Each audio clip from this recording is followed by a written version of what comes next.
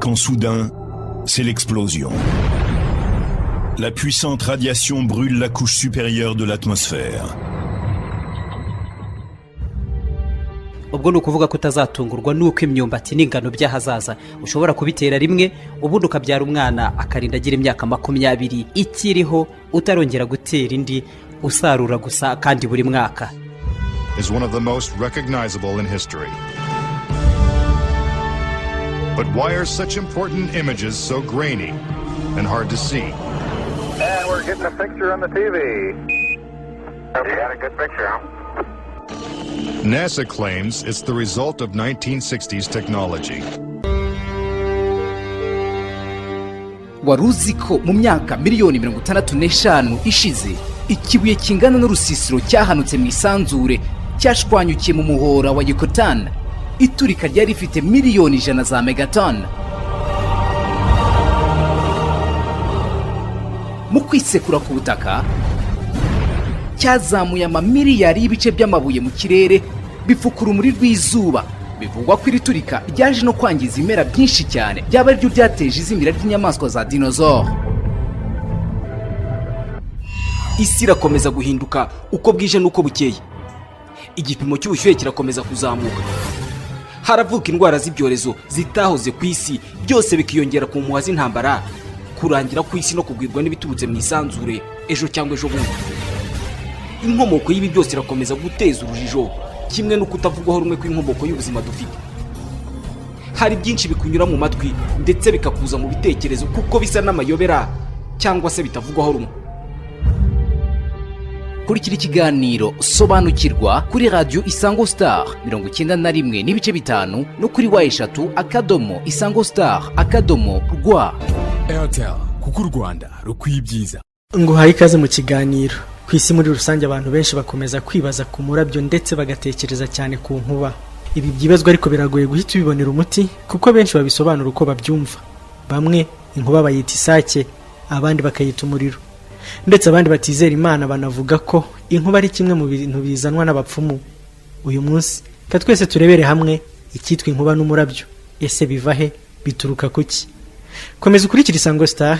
Ikindi ushobora kuduha ibitekerezo byawe kuri telefone 078 735 43 Iki ni ikiganiro sobanukirwa. Njye ni Imana Yankunda Jean Paul.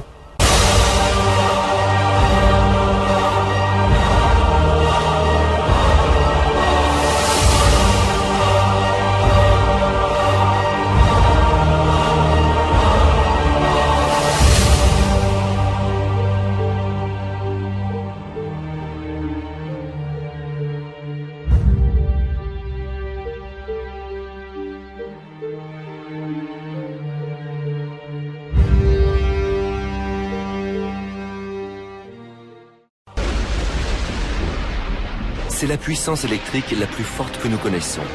Izi ni imbaraga z'amashanyarazi zikomeye ndetse zihanitse kuruta izindi zose waba warigeze umenya, zishobora kwica ibiriho kandi zitanga ubushyuhe kuruta inyenyeri, ndetse byafatwaga nk'igitangaza ku basokuruza bacu.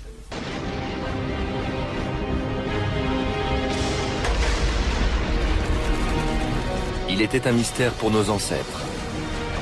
Aujourd'hui, uyu munsi bya byuma bifata amashusho n'amafoto byagerageje kuvumburira ibanga. L'éclair. Umurabyo.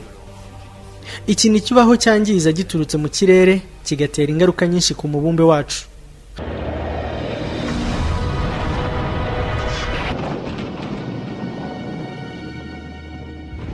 Uruhurirane rw'imibumbe bishobora kurema no gutanga miliyoni 8 by'umurabyo ku munsi. Umurabyo ni ubushyuhe burenze bugira ishusho y'ururabyo, ukagira imbaraga zo gutwika no guturitsa ikintu cyose uhuye nacyo mu gihe habayeho icyo twita sirikwi. Ushobora guturuka mu kirere kandi kure ndetse ugaturikana uburemere buhambaye, icyo twakubwiye nk'inkuba, ya myuka ubwayihura igakora ya sirikwi twavugaga. Uyu muriro w'amashanyarazi ntujya upfa kugera ku butaka kuko ubukana bwawo bugenda bugabanyukira mu bicu. Mu gihe inkuba isohotse mu bicu ishobora gukubita ku butaka imanukanye imbaraga n'ubukana buhambaye bupima miliyari na za miliyari za watt. Iki ni igipimo gikoreshwa mu gupima umuriro cyangwa imbaraga z'amashanyarazi.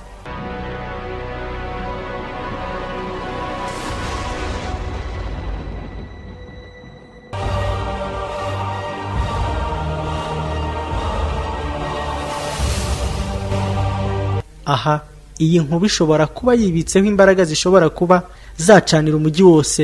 Igice gikunda kwiganzamo iyi mirabyo n'inkuba muri Amerika giherereye muri Florida rwagati.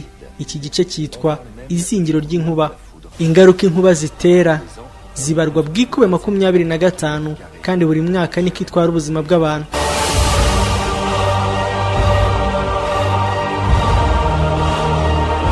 Umugoroba umwe aha hari mu mwaka w'1999 mu kwezi kwa 9, umurobyi umwe wari wibereye ku nkombe y'ikiyaga yaje guhura n'ingaruka ubwo yanagaga indobani ye ihurirana na za mbaraga z'umurabyo ziturutse mu kirere. Aha yagezweho n'imbaraga zo gushya zihariye zihambaye zitewe n'uyu murabyo. Iyi nkoni narobeshaga yapimaga metero 2. Ubushyuhe bwari bufite imbaraga zikomeye ku buryo zitwika. Icyasigaye ni indodo z'umukara za carbone ku mpera z'iyi nkoni narobeshaga. Ariko si ibyo gusa, uyu mugabo yanababutse ibice byinshi by'umubiri we ndetse imyenda ye yari yambaye yasigaye nk'ikintu gitanga ubuhamya bw'igikorwa cy'akataraboneka ndetse n'ibitangaza kuri icyo kintu cyari cyabaye. Umurabyo ubwawo wari warangije kugenda. Nyuma y'amezi menshi umuganga yambwiye ko urumuri rwantwitse ndetse kugeza no ku mikamba y'inda yanjye. Yewe ibi nibyo byasigaye. Nari mfite telefone yanjye ku rukenyerero, yewe nta n'igisigazwa cyayo nari busigarane. Uyu mugabo Dave inkweto yari yambaye zari zikomeye ndetse we yanatekerezaga ko ubwo umurabyo wamunyuraga mu mubiri yiyumvishaga ko ntaza cyambaye. Amashanyarazi yanyuzemo kugeza mu bworo bw'ikirenge ndetse arahinguranya anyura no mu nkweto asohokera mu butaka. Uyu mugabo Dave yabaye umunyamahirwe kuko yabashije kurokoka uyu murabyo wakoze ku mubiri we.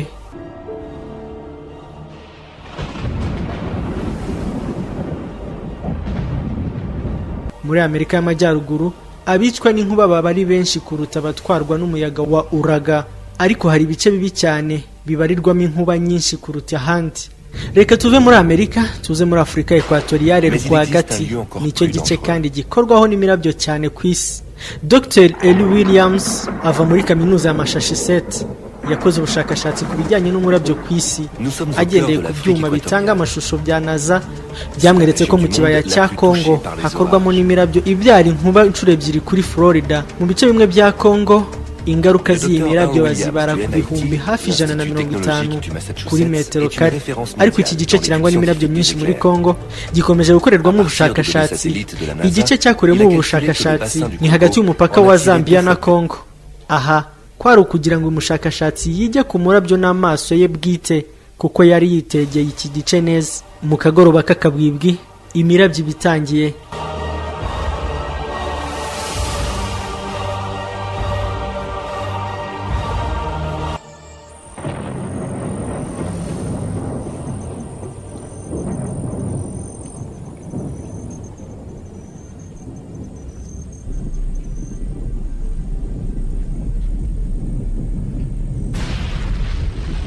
Twari tubonye igihamya cy'uko ari igice gifite ibikorwa by'umuriro w'amashanyarazi uhambaye. Biba ari byiza iyo witegeye aho ureba urwo rusobe rw'urumuri.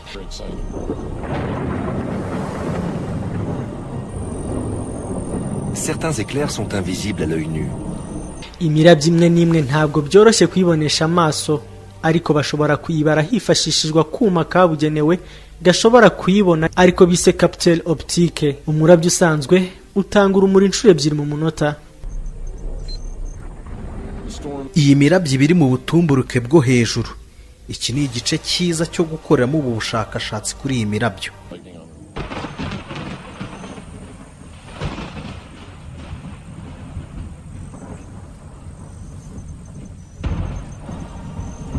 Ikibaya cya Congo gitanga uruhurirane rushobora gutanga ibituma habaho imirabyo, nk'uko hanini biterwa n'ubukonje bwihuza n'ubushyuhe bigatuma habaho kubyara umuriro n'urumuri. Mu gihe izuba rishyushye isi ritanga ubushyuhe bwinshi, ubu bushyuhe ubwabwo butuma habaho wa mwuka uzamuka, wa mwuka wazamutse urihuza, ari byo bituma habaho ibicu. Ibyo bicu birakura ndetse bigakomeza kuzamuka, bimwe muri byo kubera ubukonje byiremamo ibibuye biremereye ari nabyo byongera kumanuka nk'imvura. Aha ni mu gihe habaho rya zuba ryavuye rikazamura ubushyuhe, wa mwuka wajya mu kirere ukiremamo ibicu bya bicu bikabyara utubuye duto duto ari byo benshi bajya biga mu mashuri nka cycle d'oro. Ibicu bibyara imirabyo biba biremereye cyane kandi ari bigari bifite ishusho nk'irya cya cyuma abacuzi bakoresha bacuriraho ibindi byuma. Enclime mu gice cyo hejuru y'ibi bicu nicyo kiba cyitegeye kigerwaho n'imiyaga. Utubuye tumwe tugenda twitandukanya ndetse ari byo bivamo amasimbi. Abanyasiyansi bavuga ko mu gihe aya masimbi arimo kugenda aca muri bya bicu biremereye ari byo bibyara kurema izindi mbaraga, uburyo bwo kurema umuriro bigakomeza kugenda yipakira mu bicu bwabyo. Ndetse aha bigereranywa na rya buye benshi tuzi rikoreshwa muri radiyo ariko rifite ubukana buhambaye mu kwibikaho umuriro mwinshi. Izi mbaraga zose niko zikomeza kugenda zirema imbaraga zihambaye ari byo bitanga kurema imirabyo ya hato na hato. Kimwe mu bitangaza bitangwa n'abapima iby'ubumenyi bw'ikirere ni uburyo bahamya ko ibuye rishobora kubyara umurabyo. Igihari ni itangiriro ry'ubushakashatsi. Biragoye kukwiga ku murabyo kuko ikintu gihita mu masegonda. Uburyo bumwe wakwifashisha ni ugukoresha ibyuma bifata amafoto. Umufotozi Abby Stillings yashatse kumenya agendeye ku ihuriro ry'inkuba kugira ngo arebye umurabyo w'umuriro. Ubu bushakashatsi bwafashe imyaka igera kuri 30 higwa ku murabyo. Aha habayeho kujya mu mpande zose z'ikibaya cya Kongo kugira ngo higwe ko ku murabyo uturuka he, uterwa n'iki, ndetse n'impamvu ishobora kwibasira agace runaka. Uyu mushakashatsi ntiyawikoze inshuro imwe gusa, yagerageje inshuro nyinshi. Ariko mu gihe yakoreshaga ubu buryo bw'amafoto ibisubizo byabonekaga mu buryo bushimishije. Iyi ni ifoto ya mbere mu mwaka w'1976 waturutse ku bicu by'ubururu yihuza na bya bicu by'umukara biremereye. Kuva kuri uwo munsi sinigeze nongera gufata ifoto nk'iyo. Hari harimo imirabyo myinshi kandi yaziraga mu gihe kimwe. Aha ni muri 2004 nabwo nabashije gukusanya mu isegonda rimwe ku ifoto imwe. Byari byinshi, izuba, ibicu, imirabyo, mbega bitangaje. Mbere yo gufotora uyu murabyo ikiba kigomba gukorwa mbere ni ukubanza kumenya aho ushobora kuwufatira. Uko ibicu biba byihuza biremera niko biba bishobora kubyara umurabyo. Izuba ribicamo rikanabishyushya, byose byihuza kugira ngo bigire ikindi kintu birema. Nyuma yo kumenya aho ushobora gufatira umurabyo ni ngombwa ko yagombaga gufata icyuma gifata amafoto akagishyira mu mwanya wa nyawo kugira ngo abashe gufata ifoto ya nyayo. Ugereranyije ahantu haba hari ibicu biremereye haba hagomba kuboneka imirabyo biri mu munota umwe. Mais il est impossible de prévoir où ils se produiront.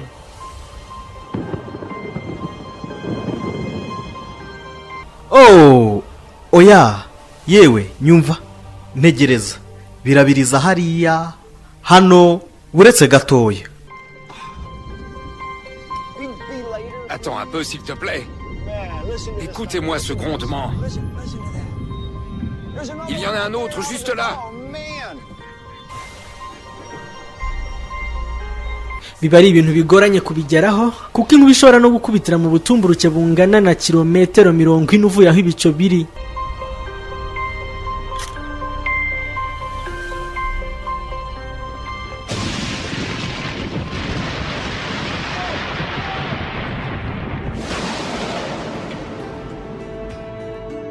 Byari nk'ikiyobyabwenge kuri njyewe. Yewe nta cyari kirenze ku kiyobyabwenge kuruta ibi. Ifoto igaragara muri uyu murabyo igaragaza kugaba amashami ariko ni igikoresho fatizo ku bushakashatsi. Ibigaragarira amaso ni uko umurabyo ugaragara mu buryo bw'imirongo biva mu bicu biza ku butaka. Ariko uruhererekane rw'ibitangwa n'ibyuma bifata amashusho bigaragaza uburyo umurabyo wiremarema mu bicu byirundanyije. Katujya hakorerwa ubushakashatsi ku bijyanye n'ubumenyi bw'ikirere. Jeff Magag yakoresheje kamera ishobora gufata umurabyo ariko ikawufata mu buryo bugenda gahoro cyane ndetse ikawufata mu buryo bw'amasegonda. C'est comme la pêche. Ni nk'uburobyi, nukureba amahirwe ko byibuza umurabyo ushobora kuwufatisha kuri kamera. Kubigeraho ntago bifata umwanya muto.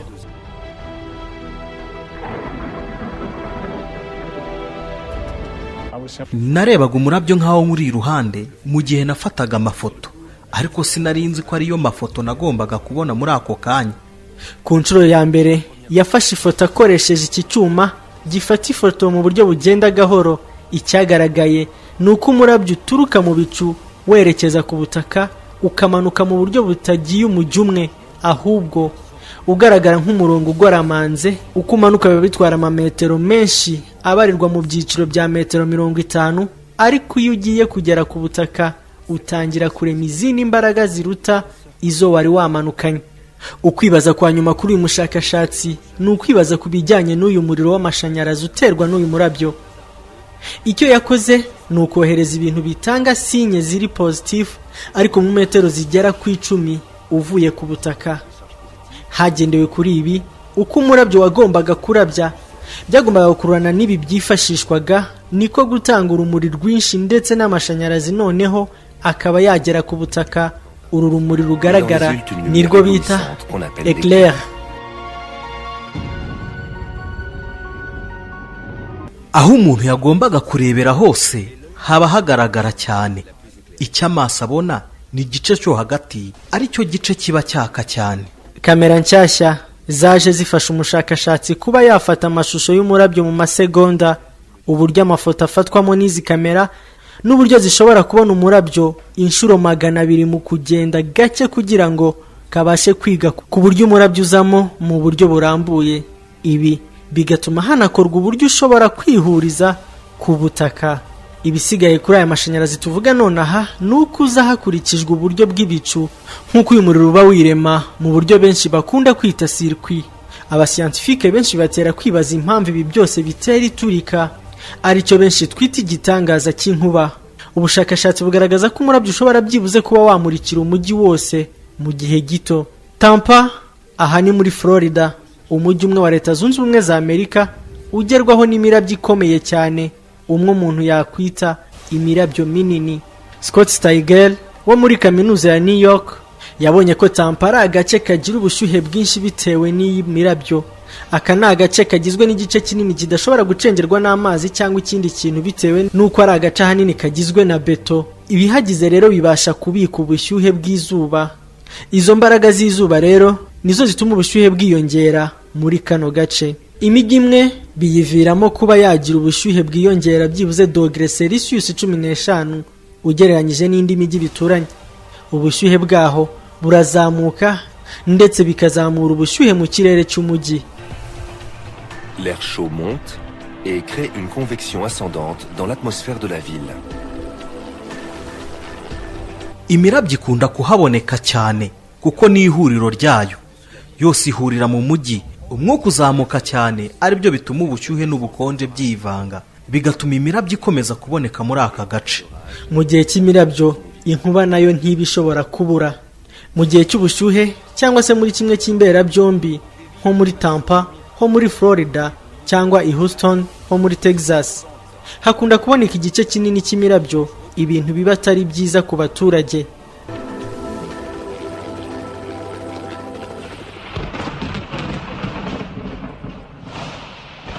Mu gice bita Berdine, iyi nkuba ikubise biba bishobora guteza ubwiyongere bw'umuriro w'amashanyarazi ndetse no kuba umuriro wabura.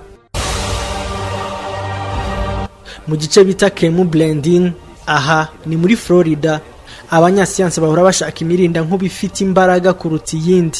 Iyi mirinda nkuba niyo ibasha gufata za mbaraga z'amashanyarazi kubera na za mbaraga ziba zisunikana, ikayobora amashanyarazi mu butaka aho kugira ibyo bishobora kwangiza. Ibiriho insinga zikoze muri cuivre ziyobora wa muriro mu butaka. Mu gihe umurabyo urukozeho, amashanyarazi anyura muri rwa rutsinga mpaka mu butaka. Uburyo bwagerageje kurinda izi nkuba kugeza ku gipimo cya 60%. Abashakashatsi bagaragaje ko iriya mirabyo imwe iboneka ndetse iturutse ku buso bw'ubutaka bugize isi muri rusange. Arab Titi ni umushakashatsi yakoresheje kamera zimwe zifata umuvuduko wo hejuru. Twabonye ikintu tutari twabonye mbere. Yifashishije aya makamera yafashe amashusho y'imirabyo afatiye ku butaka. Mu myaka y'1930 nibwo babonye ibishashi n'amashanyarazi y'uburyo bw'umuriro hifashishijwe ibi byuma bifata amashusho. Ubu buryo nibwo bwatumye hemezwa ko imirabyo ibaho ndetse no mu buryo bw'amashanyarazi.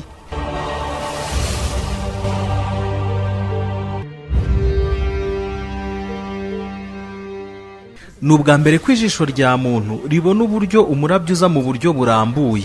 Ubundi bumenyi bwegamiye ku bugenge rwose ndahamya ko buteye imbere. Tom we yaje kubona ko hari n'imirabyo ituruka mu bindi bicu byegeranye, ahubwo bikaba byihuriza ahantu hamwe kuri wa murabyo umuntu yakwita nk'ifatizo. Uru rumuri rushobora kuza nko mu ishusho umuntu yageranya n'ikiganza, kubera ko uburyo uyu murabyo ubugabye amashami biba bihurira ku ifatiro rimwe mu gihe ugeze ku butaka. Tom yatekerezaga ko umurabyo wa mbere ari ushobora kuzana ya mashanyarazi mu gihe umurabyo wa mbere yawubonaga ugituruka mu bicu. Aha iyo harebwe nko ku mirabyo ishobora guturuka ku butaka izamuka mu kirere ndetse n'uburyo bw'amashami, bituma hibandwa ku kureba isano iri hagati y'ibicu, ubutaka ndetse n'ikirere mu kuba byose byateza inkuba bitewe na bya bimenyetso tumenyereye bikoreshwa n'abizi by'ubugenge n'amashanyarazi. Aya mashusho afashwe na Tom yakomeje gutangarirwa n'abanyasiyanse kuko ubwayo yagaragazaga byinshi ku bijyanye n'uyu murabyo.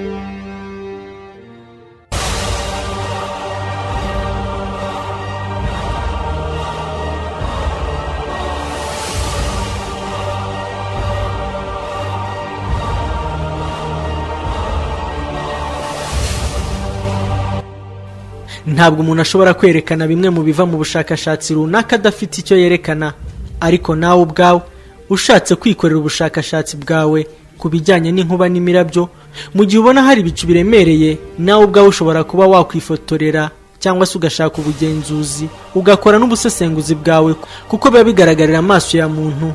Aha ni nko mu gihe imvura ibaye igiye kugwa cyangwa ukitegera mu kirere ubona aho imvura yaba igiye kugwamo. Muri Venezuela ku kiyaga cya Maracaibo, ikipe y'abashakashatsi bo muri kaminuza ya Zuria bize ku gice kimwe Rialdo Catatumbo. Iki gice ni igice karemano cyihariye kuko byonyine ibimera byo muri iki gice ubwabyo bitanga metane. Iyi metane nayo ubwayo igahererekanya na peteroli yo mu kiyaga.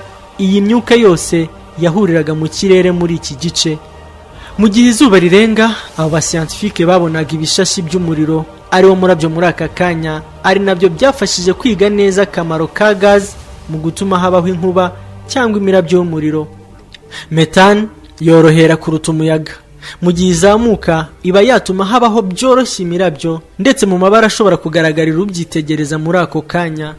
Mu buryo bw'umurabyo wazamo, aha mu gice cy'ubutayu cyangwa ku mazi nta ngaruka runaka ziba zishobora gupfa kubaho, ariko nk'ahantu h'amashyamba ni ibintu biba byoroshye cyane ndetse n'inkuba ubwazo ziba zikubita bitewe na rwa ruhurirane rw'imyuka itandukanye ishobora gutanga inkuba mu buryo bworoshye. Aha inkuba ndetse ishobora no kugendera mu mirongo ya telefone ikaba yakubita cyangwa igaturitsa hahandi ya telefone ishamikiye. We mukobwa ufite imisatsi myinshi, kankubwire kimwe mu bintu by'ingenzi ushobora kwirinda. Ushobora kuba ufite imisatsi isandaguje ku mutwe, bishobora gutuma inkuba igukubita mu buryo bworoshye kuko imirabyo ubwayo ibikururana na ya misatsi yawe, bikaba byakuviramo gukubitwa mu buryo bworoshye cyane.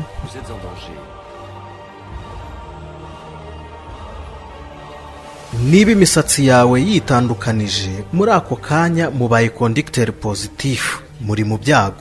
Mu gihe sinye negatif ibaye iguye iturutse mu bicu, muzahita namwe muhinduka mu buryo bw'umurabyo.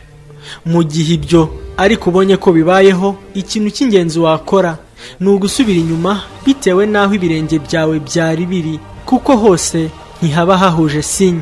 Umunyeshuri umwe wo muri universite ntiyitaye ku byo yari yumvishe, yaje kugerwaho n'ingaruka zo kunyurwamo n'uyu muriro binyuze mu misatsi. numvishe ikintu gifite imbaraga kimpinduye. Mu masegonda make nabonye urumuri, mbese nabigereranya n'ifoto nk'umurabyo w'ifoto ukubita. Amashanyarazi yanyuze mu mubiri wanjye wose, uturemangingo twarabyimbaga tukabyimbuka. Ubuhumekero bwanjye budakora neza, mbega nabyumviye mu mubiri wanjye wose. Caroline yagize ikibazo ku mubiri we. Umurabyo ushobora gutwara amashanyarazi afite byibuze ibihumbi 200 bya ampere, ariko ukaba waba ufite icyo bita intensity iri hasi ku kuba wakwica umuntu. Umuntu yakwibaza uburyo hari abarokoka uku kunyurwamo n'umurabyo ari byo umuhanga umwe adusobanurira.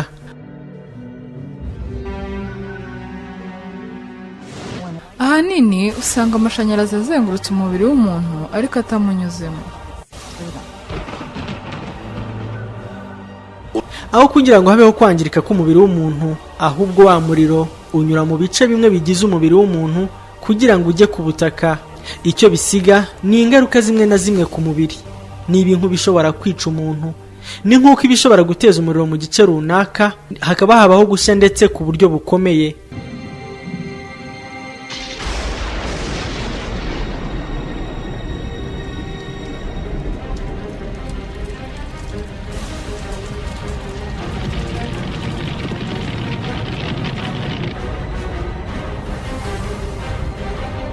Twibuke kandi ko mu murabyo umwe hashobora kuba hakubiyemo ibihumbi n'ibihumbi by'utundi duce dushobora kuba twateza izindi ngaruka isaha ku isaha. Mu bice nk'ibi birangwa n'imirabyo myinshi biragoye kuhatura kuko akenshi usanga hari n'ibiti byinshi, ndetse no kwegerana kw'ibiti nabyo bikaba byateza izindi ngaruka.